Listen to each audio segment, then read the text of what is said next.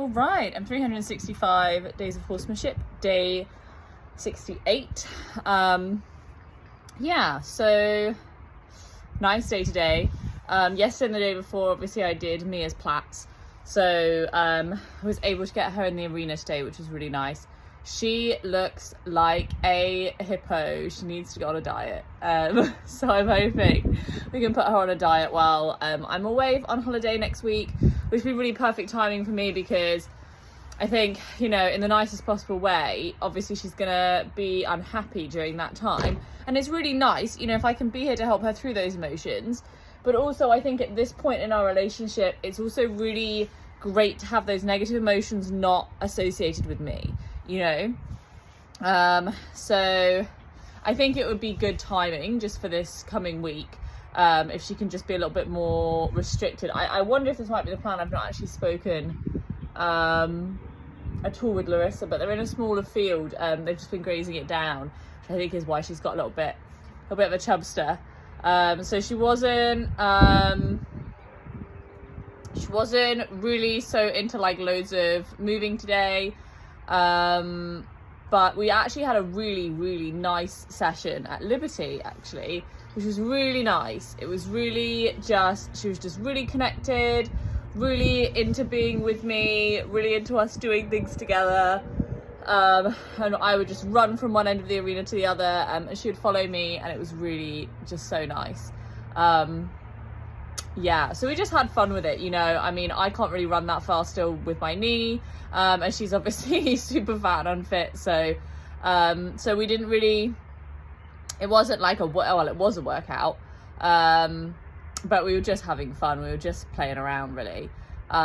So yeah, so I was super happy with that, and nearly mounted today. Oh my god, so amazing. And it's so amazing, I think, to have this change of mindset where, like, basically what happened today was I managed to get my leg over and rest it on her back, and stay there for like 10 or 15 seconds, have her feel okay, take my leg off, have her feel okay, put my leg back on, have her feel okay.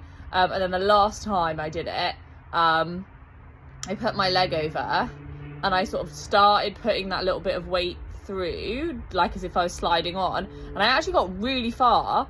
And then she was like, oh, so I took my leg off straight away and we took 2 steps back together.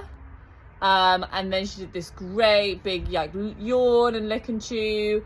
And I was just so happy with that. I was so happy with that. That was amazing. I just really feel so pleased to have been able to make that progress. I really feel like with her, not in every situation, don't get me wrong, but in a situation where where it's a fear response, because it can be quite difficult to tell with her. I think there's play and like dominance where she like doesn't want to do something, and then there's like fear where she feels like she can't or it's too stressful. And I think the situations where she feels like anxious or stressed and it's like a fear, like, oh my god, I don't want you, and it's like tight, I think those are the times where it's really important, especially with her, that she feels like she can say no, and that it's okay that she says no, and that I respect that. Yeah, and that was really cool. So I was really happy with that. While we were playing, actually, I also learned something else about her that's going to be tricky. We were running around at Liberty and we were getting some really nice trot stick to me, which was amazing. And then I wanted to see if I could trot with her for long enough that she felt better about it, because there was like it was good and we were trotting and it was happening, but she had this like really meh facial expression and she's like tossing the head and the ears are back, and so I wanted to just keep trotting until something changed for the better. So I kept pushing and she was kind of getting more and more annoyed. I was hoping it would break through, and in the end she just like took her head away and just like stopped and looked over in the other direction. So I stopped with her and I went to like touch my hand to her nose, and it was so funny. It was literally like she was like, I'm ignoring you. It was so funny. It was so funny. So I literally just stood there for like 2 or 3 seconds, and then I called her for trot again, and I literally like got her to trot and then straight away stopped. And immediately, like, her expression changed and she looked and chewed, and it was so amazing. It felt like we'd had a conversation, you know, like she had said, you made me trot for too long and I don't like it. And I said, I understand, you wanted me to trot you for less time. And yeah, and it felt just really good. And immediately she reconnected. But that's tricky, you know, because it's like, God, like, how do you deal with so much variety? Like, I'm really sensing that there's an LBE under all of this who just wants loads of variety.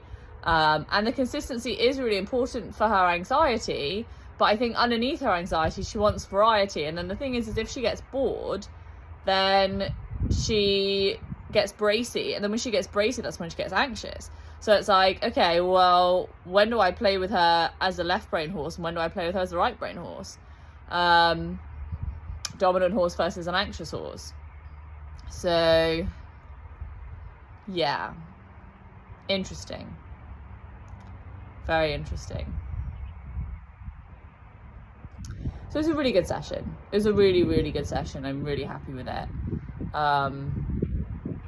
Yeah, had a nice session with Lawrence. He was resting. A little bit worried about one of the other horses in his herd. He's old as well, and I think he might be a bit sick. We might get some bloods done on him, bless him. So he was sleeping with him, which is funny because they're an unlikely friendship. This other horse is like very dominant, very grumpy, always been very just challenging to do like normal management things with. And Lawrence is very submissive and like scaredy of other horses. So it's a real unlikely friendship. But Lawrence is very kind in that way. He's very supportive within the herd. He's often the one who will watch for someone while they're sleeping or hang with someone. So yeah, so that was nice. They were resting. Went over, he was like resting, but he was quite interactive. We managed to massage neck, we managed to massage hips, lots of licking and chewing. It felt really nice. Managed to rock his left shoulder into a focus change, which was amazing. So yeah, really good. Really, really good. So I was happy with that. Gave him his painkillers. Yeah. And I'm just about to get changed to go to work. Got a night shift tonight. So yeah. And then tomorrow I catch my plane in the afternoon. So tomorrow is going to be my last day up here with the horses before a week off. So yeah. So I think I'm interested to see. I think I know what will happen with Lawrence. I think there'll be a couple of days where I probably just have to come and be in flow, and then everything will kind of pretty much be back where we were. I'll be interested to see how Mia takes it. I'm not really sure how she'll take it. And in some ways it's kind of bad timing because I feel like we're in a really good place right now. Like we've gone from like plateauing for, you know, a couple of weeks, and now I feel like we're really making strides. So we'll see. I don't know. It also depends, I guess, on if she does end up on a diet, and how she ends up feeling about that, and how stressed she is when I return. So there's a lot of factors, I think, for sure. So yeah, it'll be interesting to see how they cope with a week away after pretty much 70 days every day, other than 2 days.